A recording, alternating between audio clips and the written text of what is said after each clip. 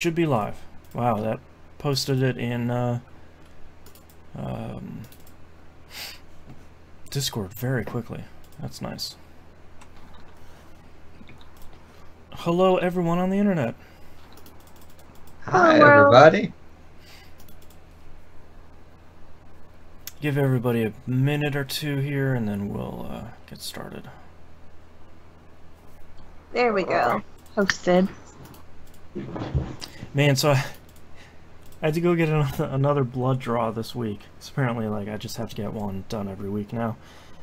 And they open, the lab opens at 8 a.m.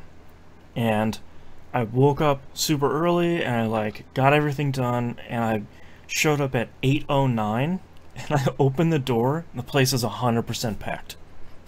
It's just like, wow. How did this happen? I go up to the sign-up sheet. People have been signing in to go get their blood drawn since it was like 7:30. I was just like, why did the sun suddenly go? 1 second. I was like, what do you, so you don't even open at 8? Like you open at 7:30 and then like start pulling out blood at 8? Like what's... That's crazy. That's a bitch. Yeah, and then of course like there's all these people that are there that when the doctor gives you paperwork to go get blood work done, bring the paperwork with you. Like, they gave you the paperwork for a reason. Don't say, oh, it's in the computer. It never is. It's never in the computer. That's not how it works. Just bring the paper. It has the codes on it. So many people are like, well, why would I bring the paper? It's in the computer. The guy's like, it's not in the computer. That's why I asked you for the piece of paper. Just like, oh my god. It's a mess. So that was my morning. First thing. I stayed up until like 2 a.m. here playing Destiny. I wasn't stayed until involved like 1. This time. No one can blame me. And then I went and played Marvel Strike Force for like a half hour, an hour. Oh, like it to cool down? Yeah. Yeah. And yeah. And then today I had another project I was working on. Like all last weekend, like I've barely played games this month. Like last weekend I had a very generous friend who had a laptop that was better than the current computer I'm using. And last weekend was me setting up a bunch of software on that laptop, which nice. Like all my music libraries and stuff, like those are 200 plus gigs worth of crap that I had to download onto it. So that was all that week, and then I got a bunch of new music equipment because my work bonuses came in, so it was hook stuff up and play with all the new toys. Yeah, like I don't think I played Destiny for like 4 days this week because of it, you know. I know, I was missing it. Yeah, it's like you and I are the only people who are really playing Destiny like every day. Yeah. Joey seems pretty dedicated. Like he's in the 540s, I think, light level now. But yeah, he seems to be a little bit more. His times seem to be a little bit more irregular. Yeah. You never really know. Yeah. I mean, it makes sense. I mean, I'm not the, you know, the most regular guy, but we got our friends Kevin and Randy playing again too, and I probably should stop talking about Destiny 2 and save it for the the podcast. I can talk about the games I wanted to play. I wanted to start playing Bard's Tale, and I didn't even test it out on my main computer to see if it was optimized enough to do that. But oh right, I heard it had a touch of a buggy launch. That wouldn't surprise me. It seemed like a big enough game. Like there seemed like there was some messy stuff in it, just from the alpha and beta thing. It's a pretty small team too, right? Yeah, they InXile is now 2 studios, and the studio that's working on this is their New Orleans one. Okay. And I think they only have like 20 to 40 people there or something like that. Wow, yeah. I don't... Like, it's not like true indie grade of, hey, 3 people made this game. Right. But one person has credits for 15 things in the credits. I'll tell you what's not glitched is the soundtrack for that game, which is freaking amazing, and everyone should go listen to it because it's I just gotta check that out. awesome Scottish folk music. Like if you like that down in my list Celtic of, stuff. Soundtracks to check out. What?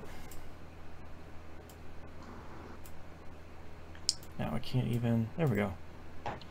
It's dumb. I'm like too grumpy for web pages not to work right now.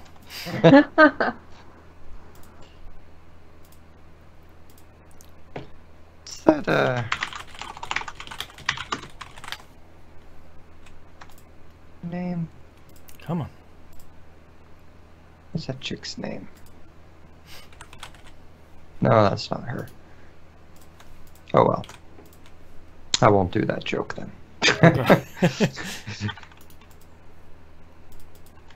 Oh, come on. Just load. I upgraded my internet, so it's now twice. They gave us an offer that we can permanently, it's not even like the 1 year thing. We can permanently upgrade our internet for $1 more a month. And I was like, well, yeah, I want to do that very badly. And I found out that by upgrade, they meant actually double our speeds. So that's pretty okay. That's awesome. And now it feels slower. So, alright, Bard's, nope. Gotta type in the box. Bard's Tale IV. All that, just write down Bard's Tale 4. Oh, boy. Okay, you guys ready to kick this thing off? Yes. Mm-hmm. Alright, let's get started here in 3, 2, 1. Welcome back to another episode of Picking Up the Pixels RPG Love. I'm your host, Boston, and joining me as always is Musum. Hello. And Mina. Hi. Let's just dive right into it. Musum, what have you been playing this past month? Barely anything. Check out the pre-show to find out what I've been doing. So a couple days ago when I realized this was coming up and I hadn't hardly played any RPGs, I popped in Battle Chasers NightWar. Oh, yeah. So I am a Kickstarter backer for this. Sorry, Natalia, go lie down. So like I got it on Switch, which didn't release with the initial thing, and I missed whenever their email was telling me that it released for Switch. I assume there was an email because it was like 3 or 4 months later after it released, and I just finally got online and logged in. And I'm like, oh, there's a Switch code now. Oh. I wish I hadn't missed that, but right. Anyway, so this is if you don't remember Boston's talk, so this is a turn-based RPG. I think my Kickstarter backer was like a $15 or $20 level, whatever just got me the game. It is based on a comic book series, and the artist is the guy who did Darksiders. Joe Mad. That's it. I never know how to pronounce his last name, but I know how to say Joe Mad. Yeah. So, like the main cast, you get like this giant steam robot thing. Yeah. You get a I forgot her name. A punchy lady. Yeah, I don't know. A short lady who's the daughter of a guy who died, and she took his magic gauntlets, and so now she kind of looks like she should be an elf, but she's not. But she has these giant gauntlets and is evidently the tank for the party. Which yes, it's really great. And the big robot dude is a healer. It's really good. Sure. Yeah. It's yeah. It's been an interesting ride. Like I like the art style. I'm barely anywhere in it. I'm most of the way through the first dungeon. I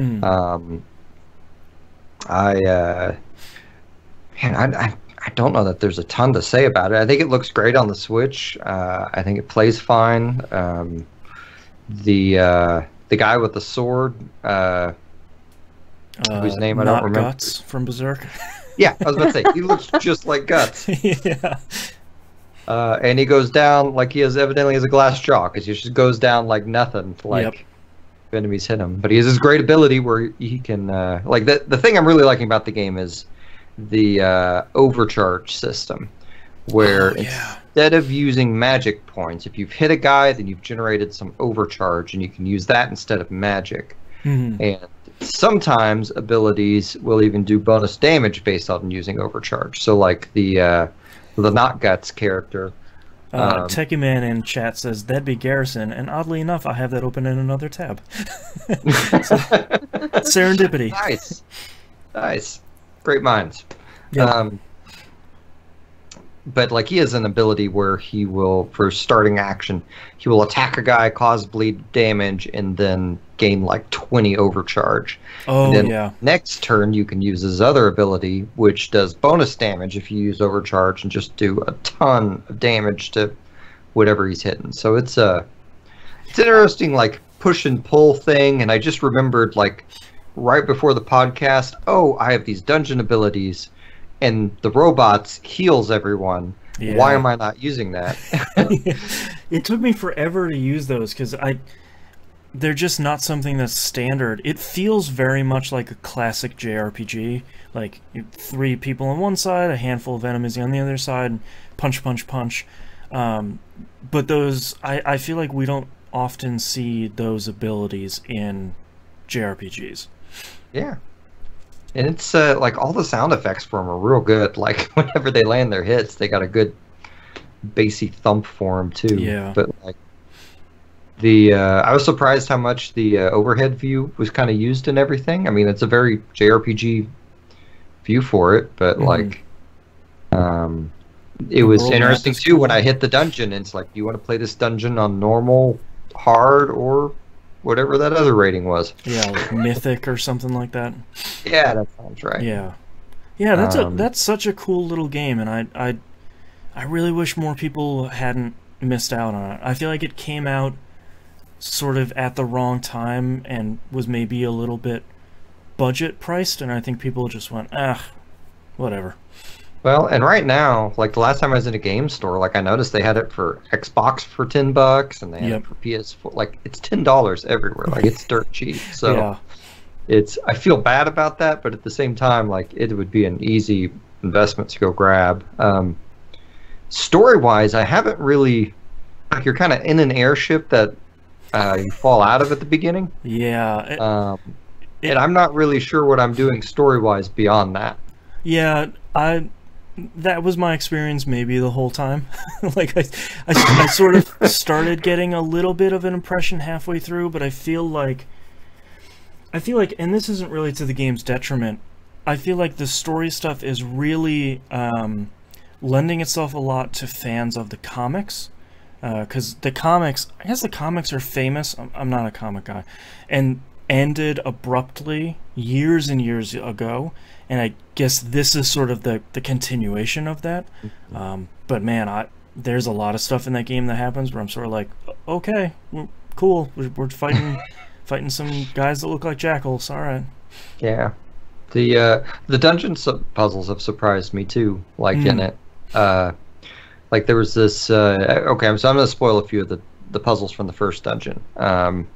So one of them, you walk up to a well that's kind of glowing, and it says you can try and grab whatever in the well, or you can examine. You click examine it, and he notes that there's a rhythmic pulsing that can easily be predicted for the well. So I wait for all the light to go out, and then I click grab the thing, and they grab the thing. Yeah.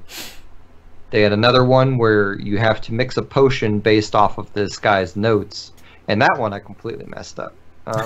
That one's pretty hard because I feel like it wants you to pay a little bit more attention than maybe I was when I was exploring the dungeon. Yeah, I got like purple goo out of it, but I guess what you're supposed to do is whatever ingredients it doesn't mention are the ones you're supposed to go to. But it has an interesting amount of detail to the puzzles that I appreciate. And like the other thing I like is when I quit the game, I hit save and quit, go back to title screen and continued again. It just started me outside the dungeon, but when I went back in, everything I'd already done and killed was already done and killed. I didn't have to do it over. Oh yeah, that's right. Yeah, so that's nice. I appreciated that, because starting me outside of the dungeon, I immediately was like, crap, I don't want to do all this again. I was at the end, no. But I don't. It's a neat little game that has some some real interesting dungeon puzzle mechanics, and has a cool traditional JRPG battle system, and I don't know, I like it. Yeah, and it's only, I think for me, one of the big selling points of it was it's only about 20 hours. I mean, it doesn't really overstay its welcome at any point if you want to just kind of go straight through it and knock it out. It's not going to be a, you know, an 80 to 100 hour experience. Man, that sounds wonderful. I need some 2-hour games is what I need. Yeah. So speaking of games that have an immense amount of playtime, probably where I've spent the most time the last month is Destiny 2. Yes. That is, I really, really, really like Destiny 2 a whole lot. I wasn't expecting to when I went to it. I think we talked about this last month a bit, but like, it's come to a point where I'm literally looking at like the things I have to do in real life and like trying to figure out how to juggle it and still play Destiny 2. Yeah, and like it's side-eyeing Destiny 2, like I could just play an hour of that. like I think it was a week ago. I think it was last weekend. Like I noticed that I had one of those items to auto level some guy up to 30, right? Mm.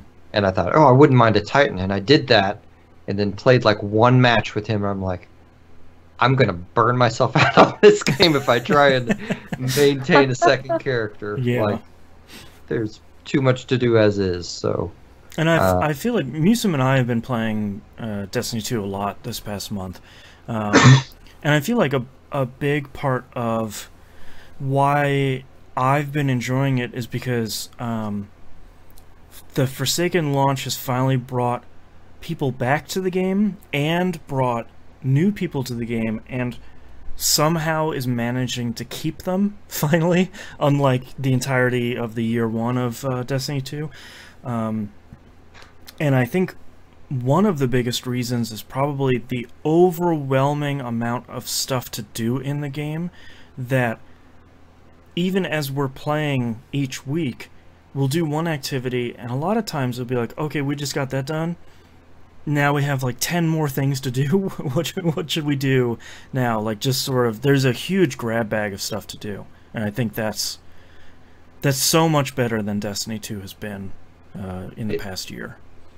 It certainly helps me, and I know I said something similar to this last time, but like, the bounties don't feel like things I absolutely have to do every day in and out, because one, it would just be impossible holding a daytime job and doing that. Right. Like, I mean, you don't go, I'm sure even like there's no way that you go planet to planet and do every single bounty for every single character every day. No, I mean, I don't know what else I would do. Maybe if I was like a full-time Destiny streamer, maybe I would, but no, I don't touch planetary bounties. I mean, you'd have to much at all. Just leave your daughter in a cage with a water bottle and yeah, exactly. fend for yourself, kid. Yeah, I mean, I think one of the things that I didn't realize why I liked the bounty system returning so much compared to Destiny 1 until you mentioned it, is that as soon as you pick up a bounty, for the majority of them, there are ones that last for a week. Majority of them, as soon as you pick them up, the 24-hour timer starts. So to me, if I don't get to one or two of them, that's kind of fine, because tomorrow at reset, there's going to be a whole nother set, like 5 from this person, and 3 from this person, and 4 from this, like, there's going to be, 13 more bounties to pick up. So if I miss one or two, or if I don't even play today, or I don't play Gambit, or I don't play PvP, that's okay. There'll be more tomorrow. And it's great, because they just use the currency that you're almost always maxed out on. Yes. So, like, I don't know, I really like the game. I really like playing my Hunter class and the special abilities with it. We played a ton of Gambit. Yeah, Gambit is really good. I should not know if we've talked about Gambit on this show, have we? I don't think so. Okay, so Gambit is their new game mode. They call it something that I don't like. They call it PvPvE. I call it cooperative competitive. So 2 teams of 4 people are both fighting waves of enemies at the same time. And you're picking up these little glowing bits on the ground. They call them motes. And pick a bunch of them up, bank them in this giant bank in the center, and there's a whole bunch of other stuff. Basically, you're racing to get 75 motes, call out a boss, and beat the boss before the other team. Where the competitive comes in is at certain increments of motes that you punch into your bank, you can go invade the other enemies, the other team's map, and then take them out PvP style, which will then do a bunch of stuff. I don't want to get too inside baseball with Gambit because I could talk about it for hours. But I think the thing I really enjoyed it, and Musim and I have played a bunch where it's just the two of us. But man, is it really good when we get a 4-person team together and you're able to communicate effectively and do strategies and all that stuff. And there have been nights where we just sit down and we're like, all right, we're just going to keep playing. And then, whoops, suddenly it's midnight. Okay. Yeah. It's, I think I heard someone compare it. Well, no, okay, I don't want to do that. But it very much is that game type that when you get a match of pretty evenly matched teams, like you could be in it for a half hour, Mm-hmm. Like, it also helps that like a lot of the loot drops from Gambit are good, and you will wind up immediately equipping them. Yeah, that's true. And that's, I also appreciate that. Every time I play Destiny 2, my light level goes up a little. Yes. It very like as long as I spend an hour or so in the game, it's going to wind up happening. And thankfully, they managed to avoid the thing that they've done, honestly, for the last couple of years of Destiny 1 and 2, where you start an expansion and, especially with a large piece of DLC like this, it's similar to any MMO where you fire it up and enemies start dropping blues and they're way more powerful than the stuff. You're scooping up all these blues. And, you play pretty hardcore for 2 or so weeks as all this stuff is brand new. And in a lot of these games, and Destiny's guilty of it too, next thing you know, you're at the light level, and you're maxed out, and you're wearing all these blues. The great part about Forsaken is that stops really early on. The new max light is 600, and after like 520, you hit that cap where it's like, all right, you need to start doing things that reward powerful gear or powerful rewards. It tells you that in the UI. And then you can sort of, if you're not doing the raid, you can sort of start slowly crawling your way towards the light level, which is really great that none of us are anywhere near the light level yet, and we've been playing pretty seriously for the last month and change. That's pretty exciting. Yeah, I don't know. I have a lot more to add about it. I guess. Well, I guess you could talk about the Dreaming City a little bit. I haven't. Yeah. I haven't got to spend as much time there as you guys have, but it's a real cool place because like Destiny was already kind of space magic anyway, but this place is full on like space elf mysticism place, right? Very much looks like the elf city in the Lord of the Rings movies, where like everything has gold filigree and it's rounded, and, beautiful marble sculptures. I think the thing that I mentioned on TVGP that was so incredible to me about the Dreaming City is, number one, they don't just give it to you when you complete the campaign. Like, you have to go do something to go unlock it. But until someone beat the raid, it's the first place we've really gone into in Destiny in its now 5-year history that has been intact.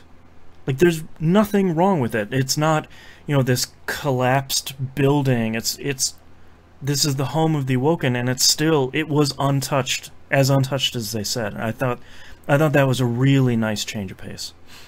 Yeah, and it's cool because did you play an Awoken? No. My main character is an Exo.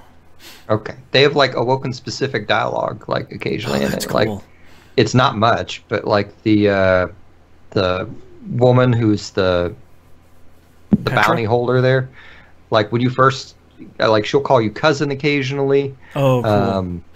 when you first go to the Dreaming City, the ghost pulls one of those racist cards of, "Hey, you're awoken, are you? You know anything about like this? You know all other awoken people, don't you?" No, ghost. It's been sealed. Come on, man. Well, I think the crazier thing about Dreaming City was there's a bit of there was like a 10-day lag time between when Forsaken launched and when the first raid, The Last Wish, launched. And in that time period, nothing was super exciting about the Dreaming City. It was just a cool new place, and it was very difficult. Until the very first team beat the raid, and then all of a sudden, because of what they did in the raid, the Dreaming City is now in a 3-week endless loop, where it continues to get more and more infected by the Taken, those shadowy, jittery enemies. So it's been kind of neat to see week over week major parts of the environment change, and some are inaccessible and some open up.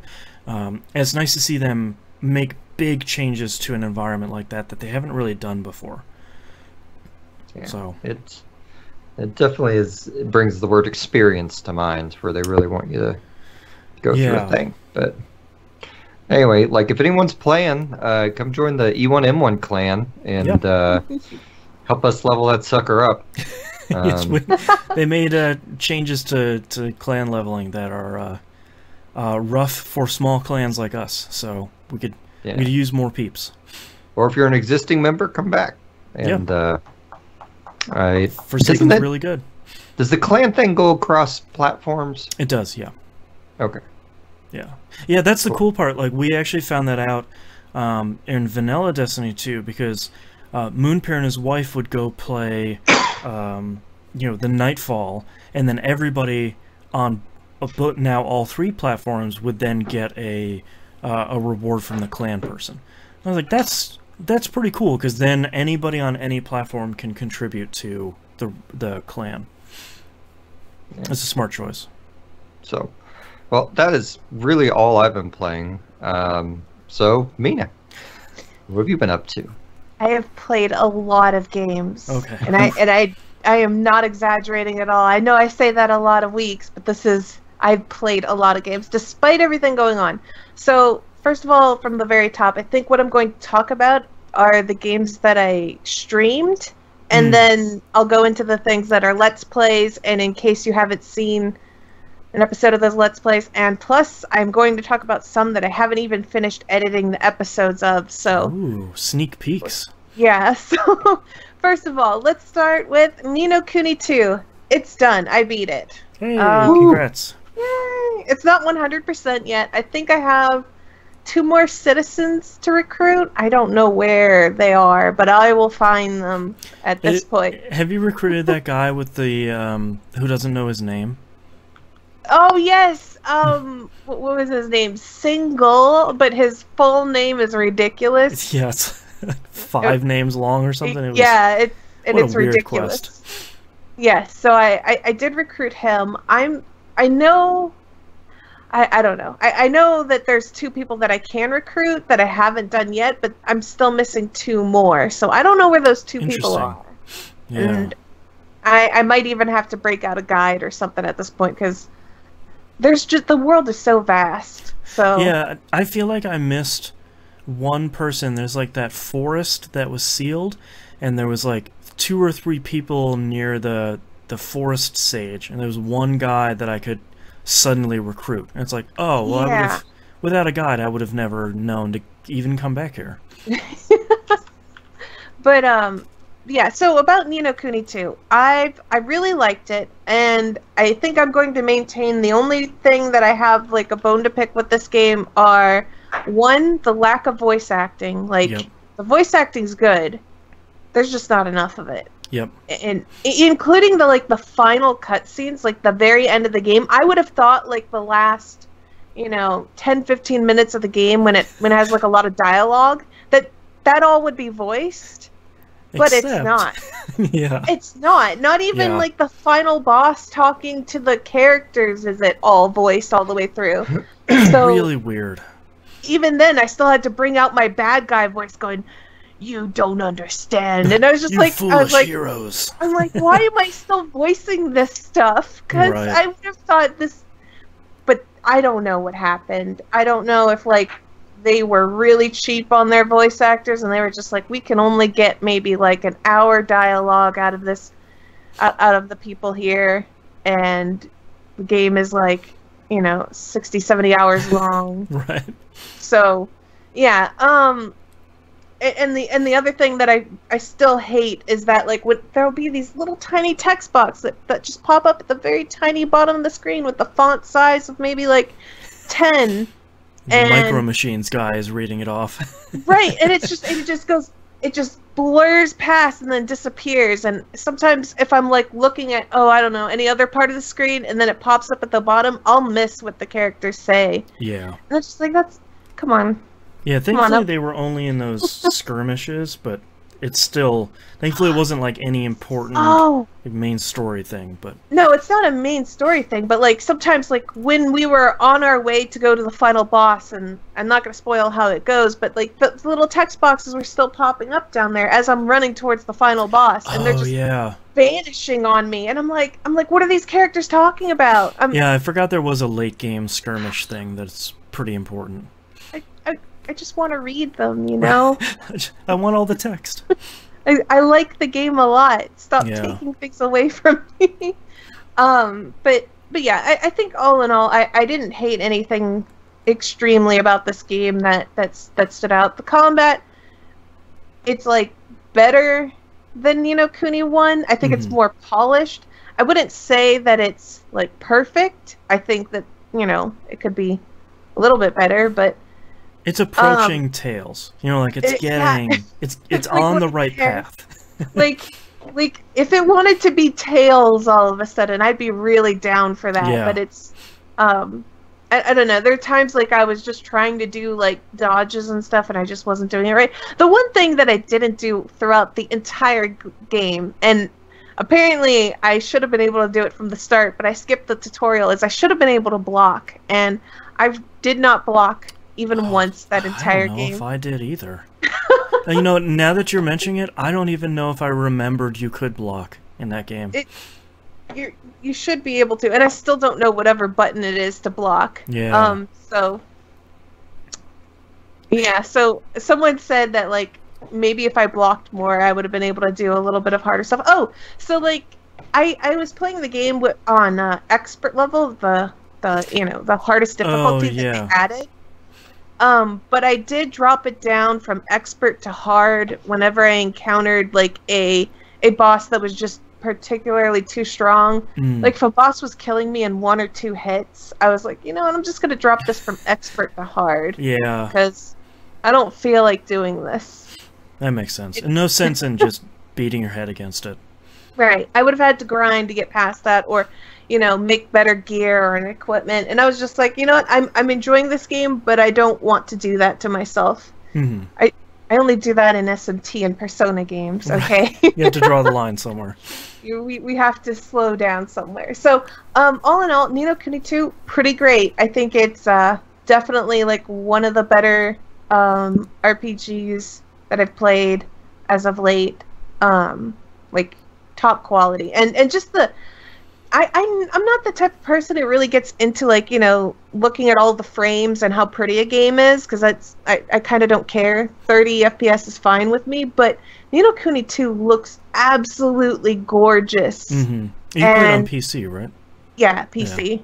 And it just looks amazing. But yeah, that's Ni no Kuni 2, and I beat it, so the next thing I'm going to stream in replacement of that is Yakuza 0, so look forward to that. And I'm going in blind. Very excited. I actually don't have any tips for you on that one. It does a really great job of tutorializing you, and if you make any of the quote-unquote wrong decisions on any of the side story stuff, you miss out on items from that you might get from that side story, but none of them are really good, so I wouldn't even worry about any of it. That's fine. I'll enjoy it anyways. But that's going to be the replacement game. The the game that I started as soon as it launched was Dragon Quest XI. I haven't made my way to this yet. So, I'm not going to spoil anything about the game. I will say how far I got. So, and I don't think this is that much of a spoiler because it doesn't make sense until you get to the part. But at some point, you have to collect the MacGuffins, a bunch of MacGuffins, Okay. And That's great. I'm collecting the last MacGuffin. So I don't know how far that is in the game, but that's where I am. And I guess you can kind of collect the MacGuffins in out of order, maybe a little bit, kind of. And because I think someone told me that the MacGuffin that I'm trying to get is one that they had already gotten. So. Oh, interesting. Yeah, and it's really good. It's a really good Dragon Quest game. I think in terms of story, I like it only slightly less than Dragon Quest V, but it'll be a long time. I think Dragon Quest V may forever hold a position in some sort of top 10 best RPG of all time for me. It's so good.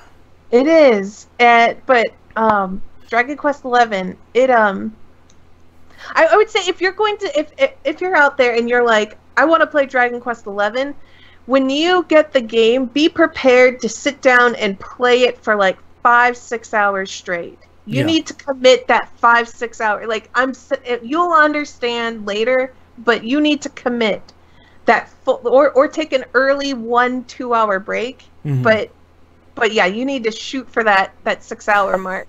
Right. And I don't know how to put it in better words than that, but I think everyone who's played the game would agree with that. And it's just really good. So if you've been waiting for a really good Dragon Quest game to just pick up, this is it. Hop in now or go buy Dragon Quest V and go play that. Yeah.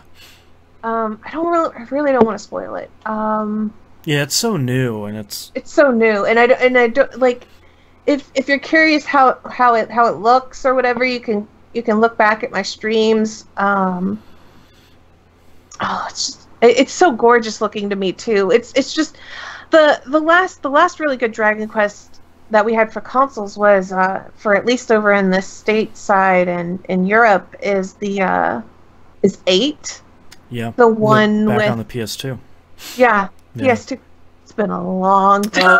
They got a remake on the 3DS. Yeah, 3DS, yeah. Because but playing that. We got 9 and we didn't get 10. We only got the DS version of 9 over here too, right? Yeah, 10 was 10 was an like MMO. Yeah, we were never going to get it over here. Yeah, not enough of a fan base over here to warrant that. Yeah. So it's been a while. We've been waiting for that game as long as people have been waiting for the next Kingdom Hearts installment. Right. So yeah, no, this game looks great. It plays great. I have no complaints with the game so far. I had an amazing story moment in 11, and I totally wonder, like, if you pick it up, Boston. I have it. Okay. I have so many other things to play, and the average non-100% completion time for people is 100 hours. So that's a little intimidating. Yeah, so I wouldn't say I've been going on. Well, you know what? I stream, like, trying to go from destination point to destination point, and then off stream I go and do my little collect-a-thon and Level check every and all that. Look in every nook and cranny, look for all the, go back and recollect all the chests that were locked or whatever, because now I have the key that unlocks the things. That's not a spoiler. That's in every Dragon Quest game. You always gotta... that was in Ni no Kuni too. Like that's in all these games now. You gotta retread everywhere you've been. Yep. But it's really good. And yeah, it's a very, very long game. Yeah. So I've been trekking on 2 very long games. And now we're going to kind of breeze through a couple of the games that I've been doing Let's Plays of, and I don't want to spend too much time talking about, but so we have Trails in the Sky. I think it's like it has a subtitle called First Contact or First Something or something. Yeah, it's like second chapter is the second one, and I don't remember what the first one is. Maybe it might be first chapter. Who knows? I feel like they renamed them at some point, and I don't remember.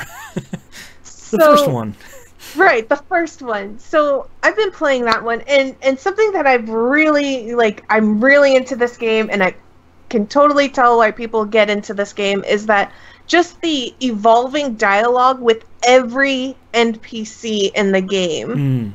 It's like you talk to a character and then you go do like something else. Like maybe you only do like about 5-10 minutes of like the main story. And if you go back and talk to every NPC, suddenly they're all in different places. They're all talking about different things, or they've evolved forward to like a different stage of their conversation.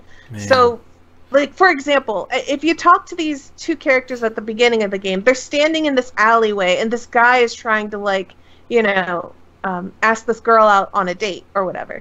And this girl is all like, if you talk to him, he's like, she doesn't seem like she wants to say no, but she's not really saying yes. He's like, what am I doing wrong? Like, he's confused. And then you talk to the girl, and she's all like, I like this guy, but this isn't the place where I would want someone to ask me out. I was thinking of someplace far more romantic. You know, what if this is where we get married, and this is like how I have to remember the first time we meet? And she's like, so I can't say yes to him here. Right. And so, like, you go do some main story stuff, like a little bit of it, and if you look around, they're gone. They're no longer in that alley anymore. And he's like taking her up to like this lookout point or whatever. And he's like, perseverance has you know, led me to this. Like, she finally said yes. You know, I've been just trying to talk to her all day, and we finally made it up here to this like the spot, and she said yes. He's like, so perseverance won out. And then you talk to her, and she's like, this is the kind of place, this is the kind of romantic setting I was looking for. And That's she's great. like, so it's kind of like all the characters have that, though. Every minor no-name character has like evolving dialogue. Man. Like, I went to the mayor's house at some point, and I talked to some of the people there, and there's like a maid who's just talking about how her mistress, or the lady of the house or whatever, is always trying to help her do stuff, and she's so thankful for it. And then you talk to the lady of the house, and you find out that like she just married the mayor, but she was like a simple person that, you know, did all the chores herself, so she just doesn't know how to handle, like, you know, somebody like trying to go and do stuff for her. She's like, I cook and I clean and I know how to do these things, so I just don't know how to deal with the servant. And just I kind of like that a lot, because this isn't something that I typically see in RPGs. Like the care for an NPC to constantly like move on with their day and move on with their lives and go do other things that have nothing to do with what my characters are doing at all. They're just living, and it feels way more it feels like the game has a lot to say for like its tiny little bit of lore of this world, and I really like that. So I don't know too much on how I feel about like the combat and everything. Like, it's not crazy at this point, but it's not Maybe it's not not yet. like yeah, so I think I need to give it more time. I think I'll learn to love this game a lot, and I see why a lot of people love the game already. I had an encounter. So someone told me that I magically won this encounter that I should have lost. By all accounts, I miracled this encounter. I accidentally activated some fight, and it spawned like, I don't know, like 9-12 enemies or something like that, and they all nearly killed me in like one hit. Like every hit that they do on my character, it was almost like their entire life. And so I'm just sitting there fighting for turn orders or whatever, and just trying to kill off what I could. And I barely miracle run that, and then I go fight the main story boss, or whatever we're gonna call it. I don't know. I went to fight that thing, and yeah, that thing was easy. I was like, I had expected this game to roll me after that, but Right. yeah. I'm also not playing this on the hardest difficulty. I had heard from a lot of people that that the hardest difficulty for a new person would be just the worst idea ever. Like, I would have the worst time with the game, and I would impossible. Yeah. I think it's kind of like, you know, just kind of walking into a Persona game and going like, what, can I max out the difficulty? I've never played one of these before. Let's see how that goes. Right. What are weaknesses? What do I, not understanding the full mechanics of the battle system and then setting it on the hardest difficulty seems like a bad idea. So the game's pretty good. And that's all I have to say on that.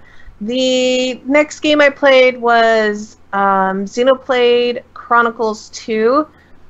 I've already played up to this point in the game, so there's not much that I could say. I just recorded the episodes and I'm editing them to upload.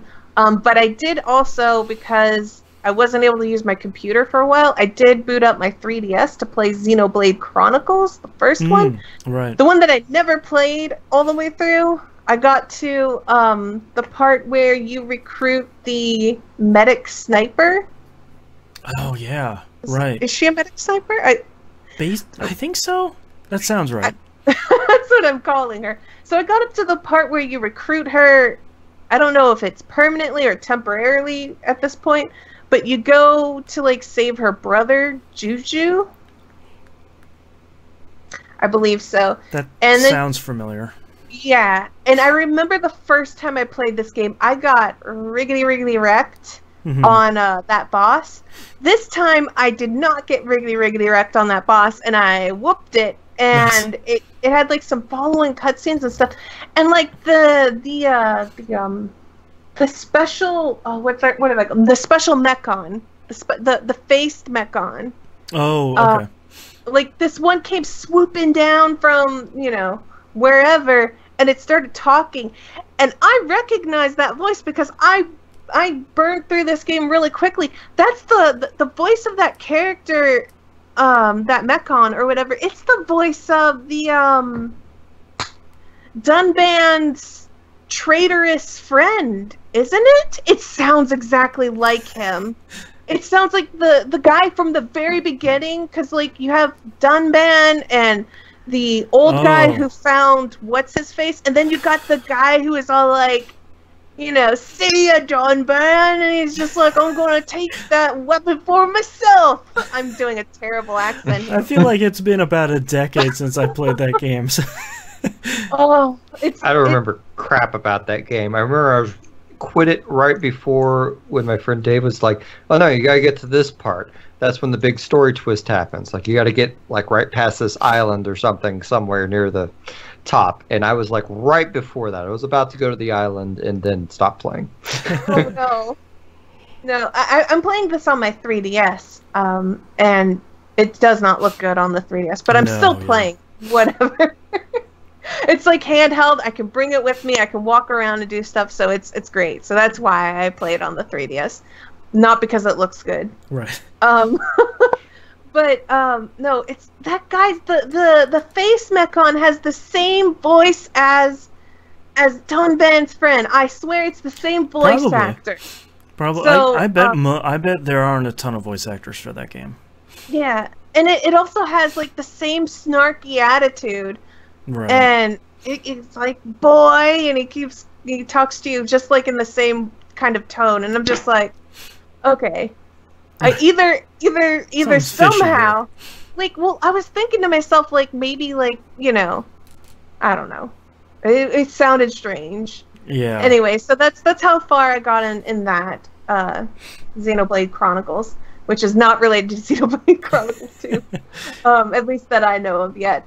Allegedly, they have some sort of tie-in between them, but it's like a deep lore thing. So it must be real deep, because I do not know how they would connect at this point.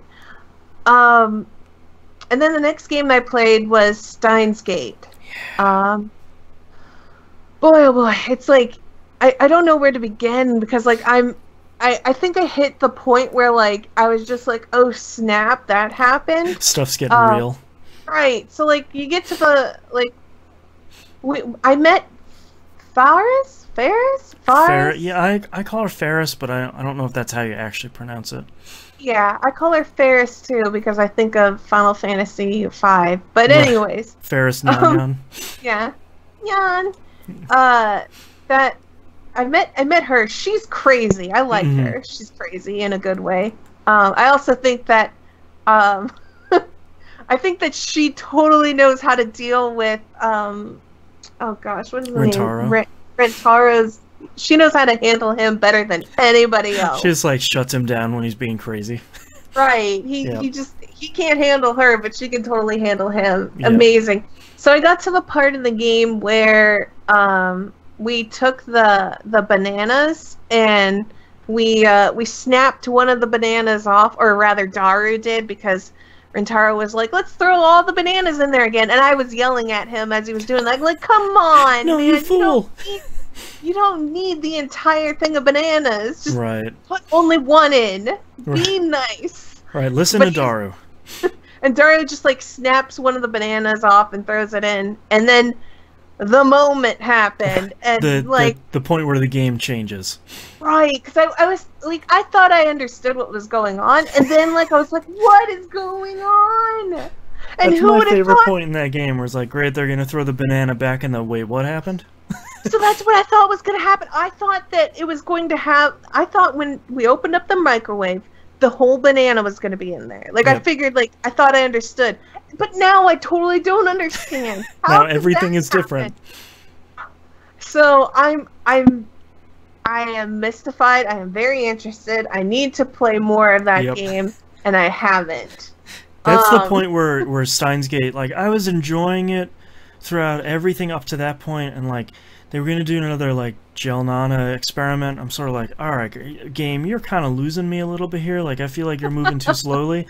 And, like, 2 minutes later, that scene happens, and I'm like, alright, I'm in. This game's incredible. I need to know what's going on, because I could understand it one way, but the other way, I have no understanding on how that happened. Yeah. So, yeah, that moment happened, and that's as far as I got with that game. And then the next game I played was Kingdom Hearts, and we talked about The Little Mermaid last month, right? we did on your train of misery here. So, moving past that, I had no problems with pretty much any boss or encounter that I had after that, up to where I quit last. I didn't have any problems. Except for one, and I don't think it was even a boss. I think it was like a mini boss. And this is kind of the thing that I've noticed so far about Kingdom Hearts, is that I'm not having problems on boss fights. I'm not. The boss fights aren't that bad. They're straightforward in reality. Usually. They're pretty, yeah. But these mini boss fights, like the pot centipede, I have no idea how that was supposed to go. Holy hell. Like, on the hard... Because I'm playing this on the hardest... I'm playing this on Proud. I have no idea how you're supposed to properly beat that thing. I beat that thing by, like, some miracle magic. Tossing thunder at it and praying. Right. Yeah. And if you guys don't want to get spoiled on this next thing that I got stuck on, then just skip, like, a full minute from now. The next thing I got stuck on is Sora's shadow form in the Hook's boat thing. Oh, yeah. It can two-shot you. Yep. That mini boss is not... That... Kingdom Hearts, man. Well, here's the thing. So, like, a lot of the other bosses, I've been able to beat by just, like, my resilience and my just, like... if I just bash my head on this hard enough, I don't have to learn to get better at this game. Right. I can just win by bashing my head, and then, like, eventually the wall gives. Right. You know? This was not one of those fights. I knew as soon as, like, I think I even said on, like, my death number 3, like, I said, this isn't going to be a fight that I can just win by just doing whatever. Right. I'm like, this is a fight where it's like, no, you have to actually get good at this game right here, or the entire game's run ends right here. I don't even know how many deaths I racked up on that. Oh no. I haven't edited that episode. It's going to be incredible. Yeah. And the other thing is I just unlocked an ability. Oh, I just unlocked guard. At this point in the game. Oh, okay. Because I picked magic as my strength, and I gave up the sword as my power. Right. And when you pick magic as your strength, you don't learn guard until like level 36 or 38. I don't remember what level Pretty it late, was. yeah. It's awfully late to learn how to guard all of a sudden. Right. Because at this point, I feel like I must be near the end of the game at this point. Like, I've got to be.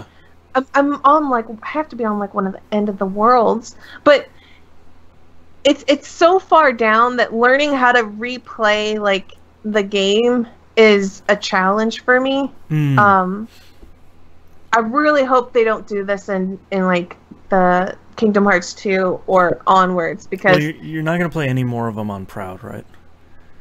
Listen, I was told that I would disappoint everyone if I lowered the difficulty from here on out.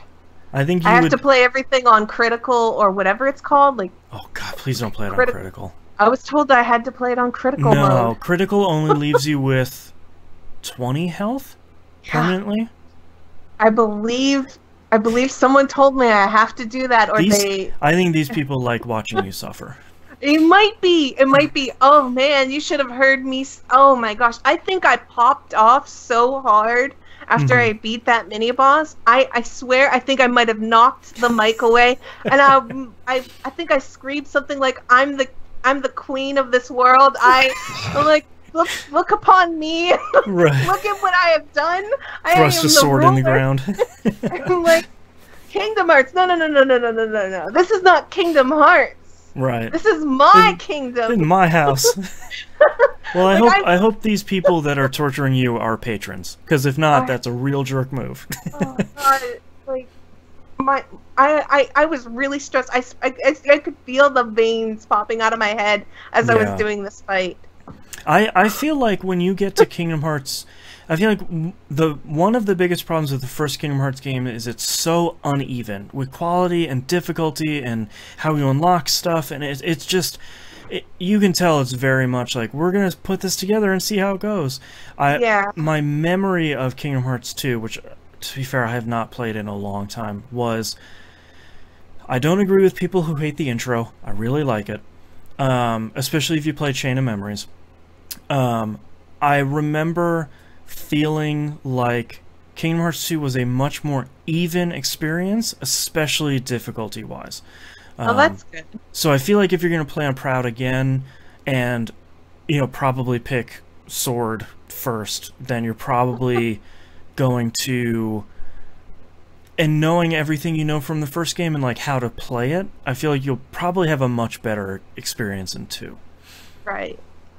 Well, I would say that I've definitely learned to get better at Kingdom Hearts. That one particular fight, yeah, I had to. Honestly, I can't wait to go back and edit the footage just to see see what your death counter is. Yeah, well, not only that, but I knew, like, as I was doing it, like, the sound of my voice was just, like, teetering upon, like, this, like, broken sounding of, like, I can't.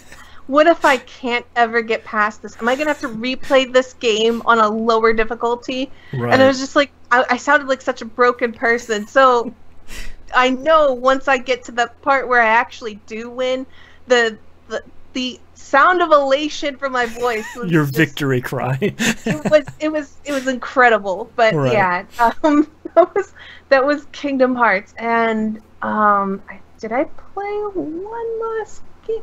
Oh, VIII. VIII. Right. Trying to remember how far I got. Did you get to chapter 4 where the story starts? Okay. No, not yet. I got to the part where we got our. Well, I have the third party member in my team, like the salty sailor, whatever his name is. Oh no, what's his name? He's the salty sailor type of Let's guy. just say though. it's The older guy with the big hammer anchor. thing, whatever it He's is. got the anchor thing. I actually like that character a lot. He's fun. I like him. I don't remember his name either. Oh, it's on the tip of my tongue too, and it's gonna drive me insane. But Sahid? Yeah, that Is it sounds Sahid? right. Yes. Got it. They all have really crazy names in that game. Like one character, and I probably should go back and beat the game. Like I'm really not that far from it. I may have had enough of a break, but like one character you encounter, and maybe we'll just talk about it whenever you get to him. His name has been the name of villains in many, many games. So like, but he's been like this perfectly nice, helpful person. So I don't. Oh, geez. I'm wondering if he was just named poorly. Here's you your know? new party member, Astaroth. Just Yeah. like, he's a healer. Beelzebub. No, Right, it's it may as well be, you know, like Yeah. I like it. I like the game quite a bit, and it's become like kind of like a collect a villager-a-thon kind of thing, and I love base building games, and I like that building up town sort of things. Like you tell me that I can rebuild a town, and you've already got my interest in. Right. Like, I'm invested. I'll be curious how you feel about it when chapter 4 hits. We'll just leave it at that. Like, because that's when it started to make me go, oh, this isn't. I wanted the other thing you were doing, Gabe, not this. So I'm curious about how you react to it. I'm curious too, because I like I said, I'm already in. It's got me. So like those are all of the games I've been playing. all I've played this month is Diablo 2 or Destiny 2, because I have a problem, and Musum is kind enough to feed that problem. So let's move on to RPG releases for October 2018, starting with Disgaea 1 Complete, coming out for the Switch and PS4 on the 9th. I've seen they've made a couple of improvements to this game. It doesn't seem like it's anything super foundational, so I guess if you've never played Disgaea 1, it probably holds up pretty well still. And it's not as crazy deep as some of the other ones got. So, still probably a pretty good time. A game that is almost guaranteed to be a good time, The World Ends With You Final Remix, comes out on the Switch on the 12th. Man, that game is really good. I played that on DS when it came out. Is that what it originally came out on?